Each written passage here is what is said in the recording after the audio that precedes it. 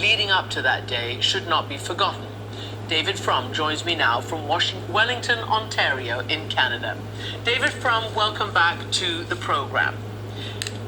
Thank you. Can I just ask, by you setting the scene, we had you on last week before this assassination attempt, and you were talking about, the political atmosphere right now.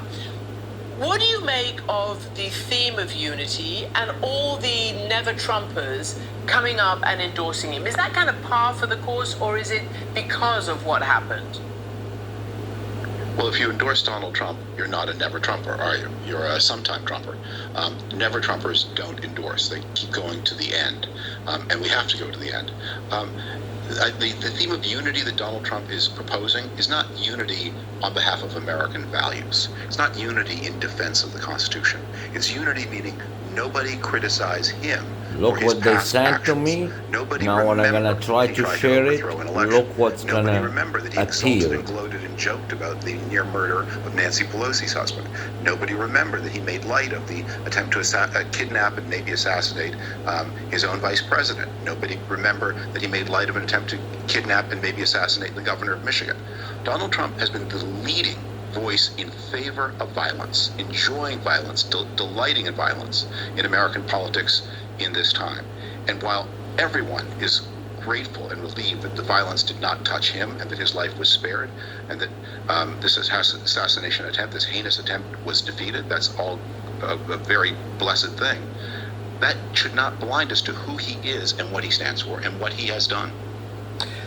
So, devil's advocate, obviously, benefit of the doubt. There are many, many people, including himself, who have said that this event last Saturday has changed him. His son says it's changed him.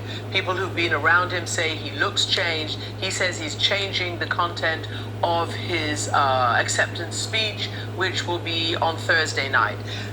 I don't know why they sent me to my video, this video, when I try to share it, look how they're gonna change. Look my finger, just gonna push share. At the age of 78, and after a half century of a career as one of America's leading commercial fraudsters, I think change is unlikely.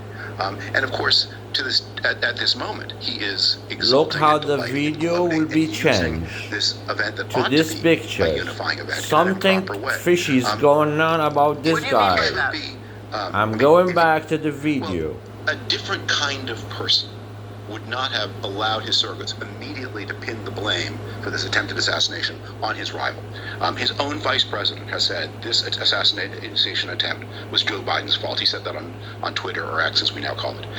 Now, there was no evidence for that, and indeed, as the evidence has come in, the shooter looks to be the very familiar American disturbed lawyer. Behind that video, glory through they put the picture of the new vice president. A candidate for vice president of the United States should not be quick to accuse others of responsibility, culpability for such a heinous act. Again, I'm showing it to you again. They are the same people. Donald Trump That's supposedly that guy from Canada, and she interviewed him.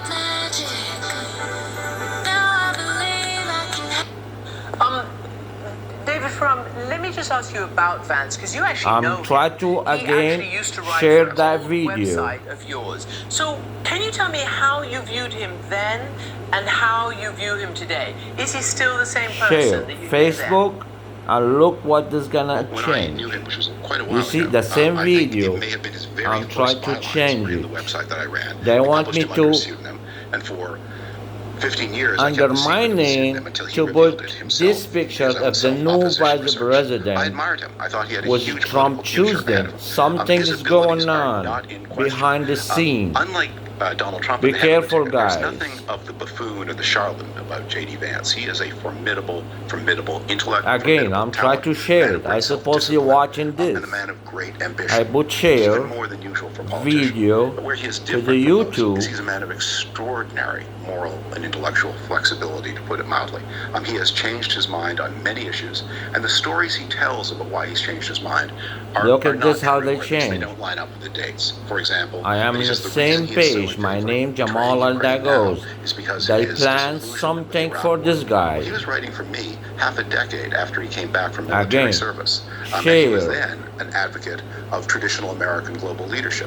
Copy the link. That changed sometime after, and probably within the past 2 or 3 years. So on the other way, share. Than the one I'm going to WhatsApp. From your piece, you write, when he got the endorsement recently of I put my Representative Marjorie name Taylor Greene, who notoriously floated a conspiracy theory about California's wildfires being started by space lasers associated with Rothschild Inc., he, being Vance, tweeted, "Honored to have Marjorie's endorsement. We're going to win this thing and take the country back from the scumbags." So, take the country back, we own the country. That is also a very sort of chauvinistic way of looking at politics. As if I share it in the comment of right to the country. in their way, in their page. I'm trying to watch it. Today and a Trump today will do with the Republican Party and presumably he's his heir. It's going to shape the Republican Party for years and decades.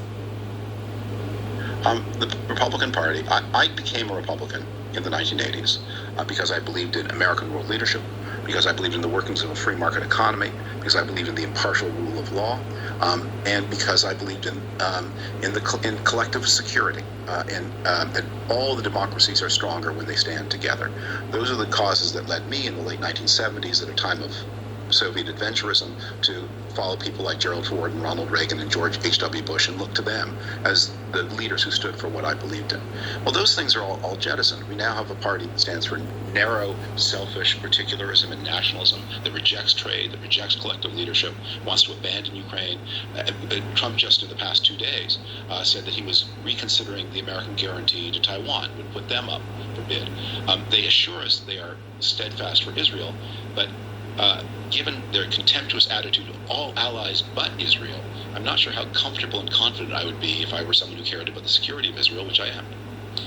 And what about, again, I want to go back to some of the others of the party and some of the other things that you've said need to be put into context. For instance, what happened on, January 6th. We're going to hear later in the program an interview with the governor of New Hampshire, Chris Sununu, and he has done an about-face as well. He basically came out early saying, no Trump, only Nikki Haley, and now he's saying the opposite. But more than that, he said that January 6th is not a disqualifier for this particular high office. How do you react to that?